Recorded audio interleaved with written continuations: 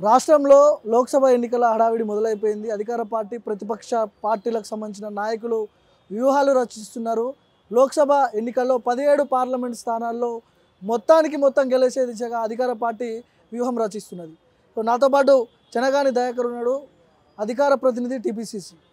ముఖ్యంగా అన్ని పార్టీల నాయకులు రెడీగా ఉన్నారు. లోక్సభ ఎన్నికలు వస్తున్నాయి, నోటిఫికేషన్ కూడా దగ్గరలోనే ఉన్నది. ఏం చేయబోతున్నారు? గత ప్రభుత్వం పెద్ద ఎత్తున అవినీతి చేసిందని మీరు చెప్తున్నారు. దాని మీద చర్యలు ఉంటాయా? ఏం చెప్పదలుచుకున్నారు? జనరల్గా లోక్సభ ఎన్నికలు అనేది దేశానికి సంబంధించినటువంటి ఎన్నికలు. దేశ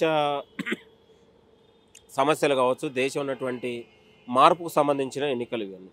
కాబట్టి ఇప్పుడు బీఆర్ఎస్కు ఓటు వేయడం వల్ల బీఆర్ఎస్ గెలవడం ద్వారా ఉపయోగం లేదు. ఒక కాంగ్రెస్ పార్టీకి ఓటు వేయడం ద్వారా గతంలో 10 ఏళ్ళు మోడీని చూశారు. మోడీ ఏం చేసిండు? దళారులకు, దోపిడీదారులకు, ఆదాని అంబానీలను కలవడం తప్ప, రాముని తప్ప ఆయన ఇంకో పని చేయలేదు. సూటు బూట్ వేసుకోవాలి, దేశాలు తిరిగి రావాలి. ఆ దేశాలకు ఎందుకు పోయిండో తెలియదు, ఏం తెచ్చిండో తెలియదు, ఎవరికి అర్థం కాదు.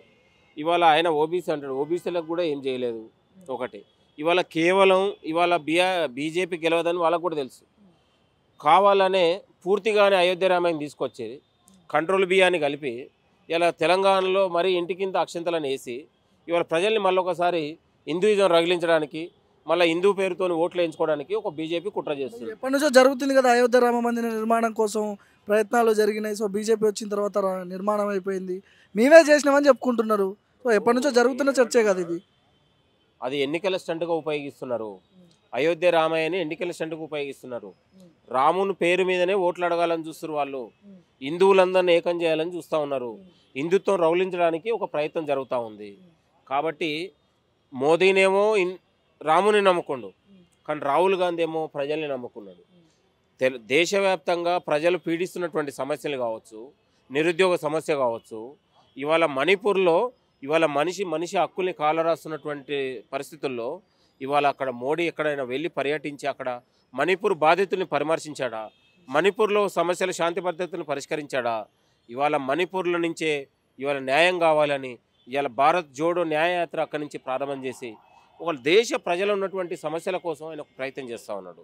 ఇవాళ గతంలో భారత్ జోడో యాత్ర పెట్టి అన్ని దేశాలలో, అన్ని రాష్ట్రాలలో తిరిగి ఇవాళ దాదాపు కాశ్మీర్ నుంచి కన్యాకుమారి వరకు ఆయన ఒక యాత్ర చేసి అందరి విశ్వాసం పొందిండు.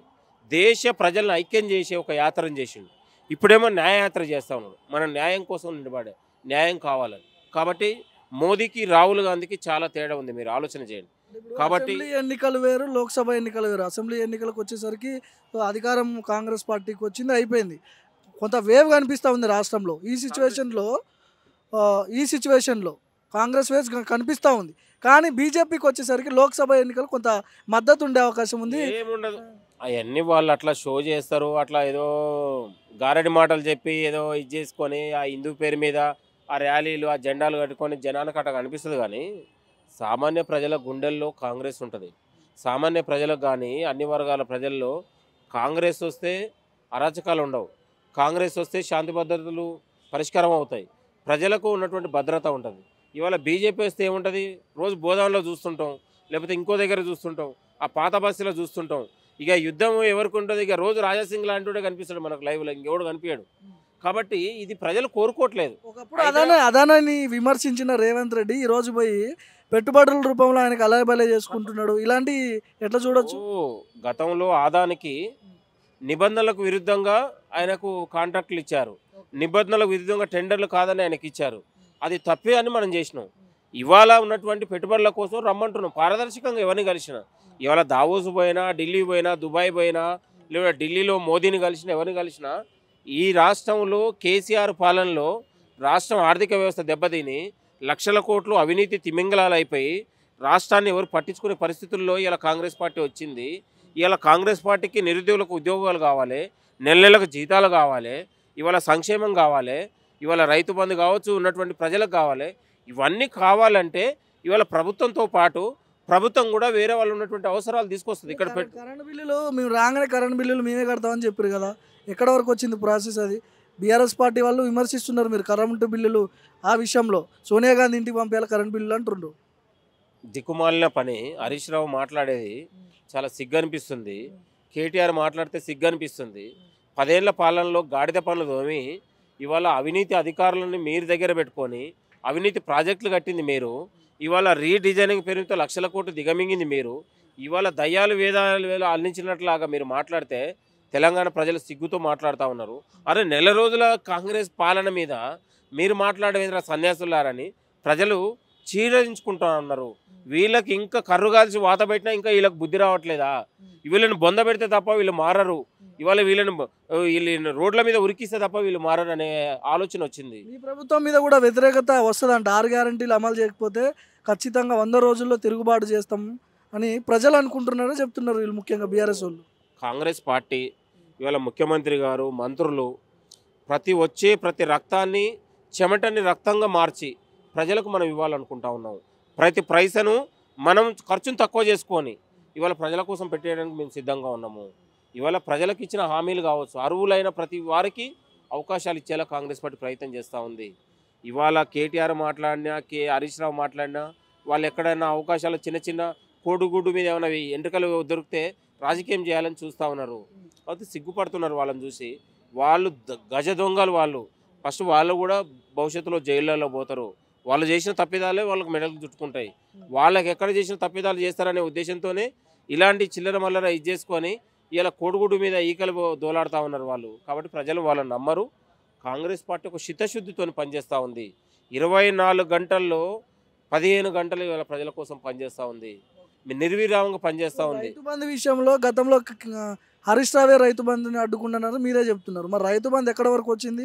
దాదాపు నెలన్నర అవుతుంది గవర్నమెంట్ వచ్చని ప్రజలు అనుకుంటున్నారు. రైతు బంధు ఇవాళ ఎకరం నుంచి 2 ఎకరాలు 5 ఎకరాల లోపు ఉన్న వాళ్ళకి రైతు బంధు వచ్చింది. ఇవాళ దశల వారీగా వస్తుంది. గతంలో వాళ్ళు కూడా అదే ప్రయత్నం చేశారు.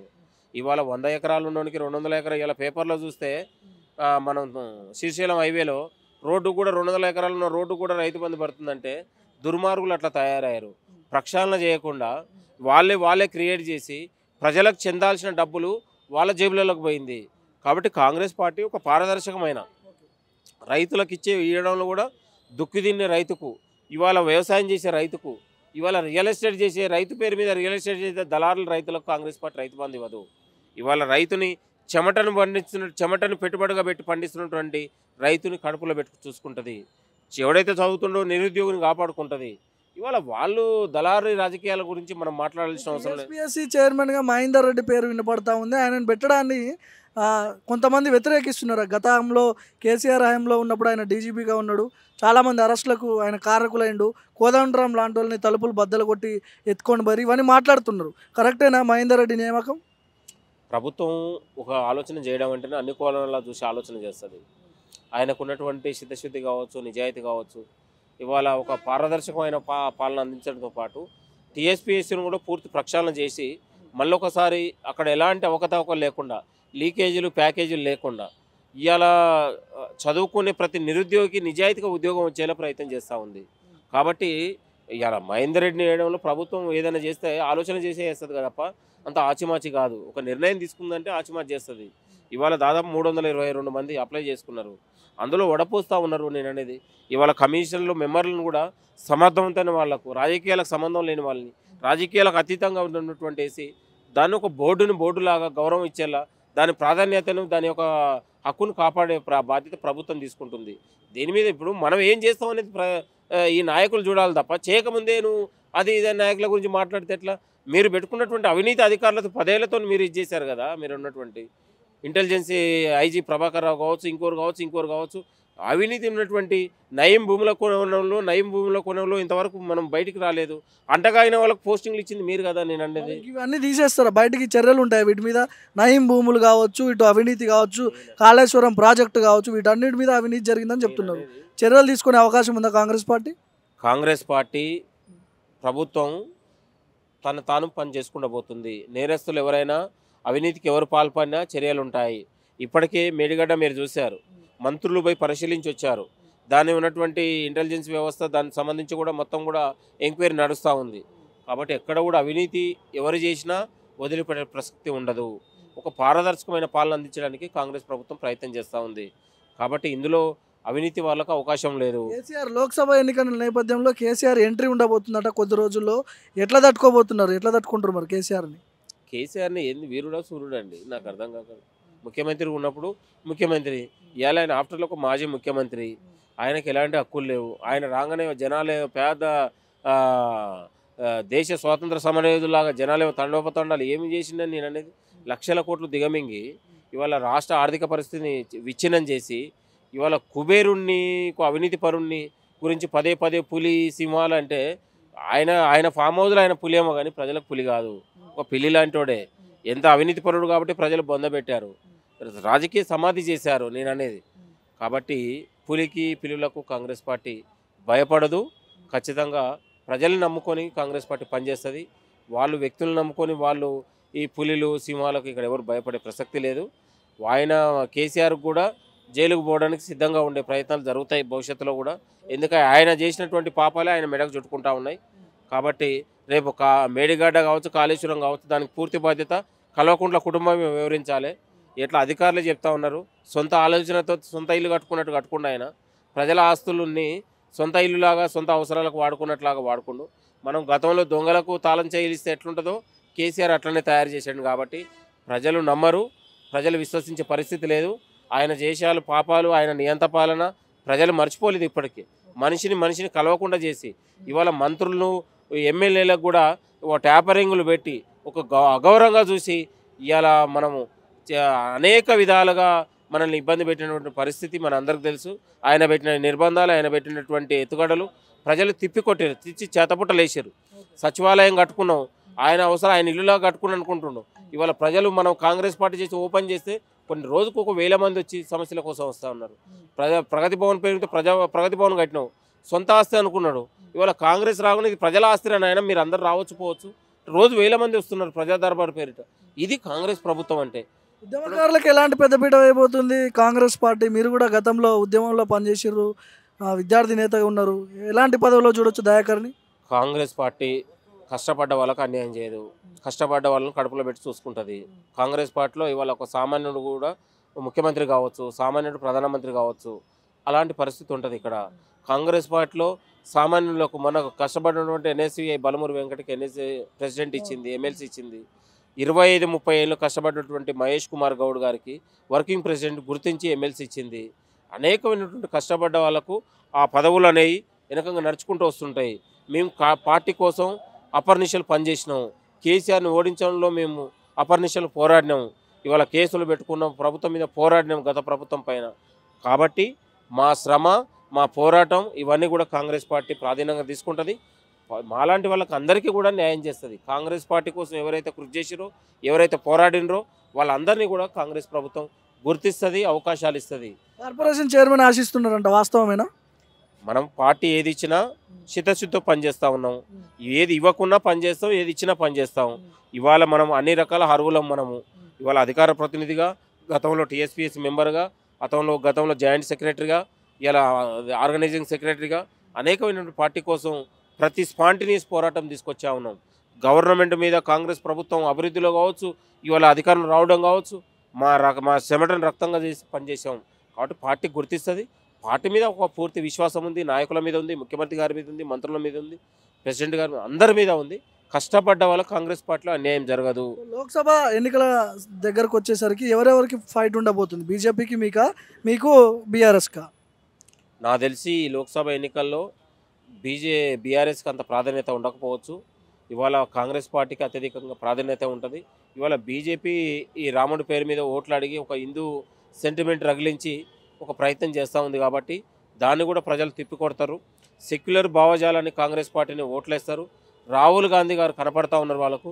ఇవాళ 10 ఏళ్ల కాలంలో ఆయన ప్రజల కోసం పోరాడిన తీరు, ఆయన సమస్యల పట్ల స్పందించిన తీరు, ఇవాళ విద్యావంతులు కానీ, నిరుద్యోగులు కానీ, తెలంగాణ దేశ సమాజం కూడా రాహుల్ గాంధీ వైపు, కాంగ్రెస్ వైపు ప్రజలు ఉంటారనేది కూడా మేము భావిస్తూ ఉన్నాం. కాంగ్రెస్ ప్రభుత్వం కూడా ఇక్కడ, కాంగ్రెస్ పార్టీ కూడా ఇలా గ్రామ స్థాయి నుంచి రాష్ట్ర స్థాయి వరకు బలంగా ఉంది. కాబట్టి ఎన్ని లోక్సభ స్థానాలు గెలిచే అవకాశం ఉంది కాంగ్రెస్ పార్టీ? 12 స్థానాలు వచ్చే అవకాశాలు కనపడతా ఉన్నాయి. ఇప్పటికీ అన్ని ఎగ్జిట్ పోల్ చూసినా కూడా అవే ఫలితాలు ఇస్తూ ఉన్నాయి. ప్రజలలో కూడా మంచి స్పందన ఉంది. కాంగ్రెస్ ప్రభుత్వం మీద మంచి వాతావరణం కనిపిస్తూ ఉంది.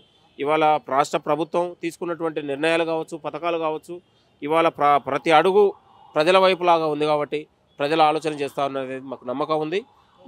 మేము 24 గంటలు పార్టీ కోసం పనిచేసి రానున్న ఎన్నికల్లో కూడా మేము పార్టీని అగ్రస్థానంలో ఉంచడానికి బలమైన స్థానాలు ఇవ్వడానికి మాలాంటి యువత కూడా పార్టీ కోసం ముందు వరుసలో పనిచేయడానికి సిద్ధంగా ఉన్నామని. సో ఇది మొత్తానికి కాంగ్రెస్ పార్టీ అన్నిటికీ సిద్ధంగా ఉంది. లోక్సభ ఎన్నికల్లో ఖచ్చితంగా 12 పార్లమెంట్ స్థానాలు గెలిచే దిశగా ప్రయత్నాలు చేస్తూ ఉంది. ఫైట్ బీజేపీ వర్సెస్ కాంగ్రెస్ ఉండబోతుందని చాలామంది మాట్లాడుకుంటున్నారు. కాంగ్రెస్ నాయకులు కూడా అదే చెప్తున్నారు. వేచి చూద్దాం ఏం జరగబోతుంది.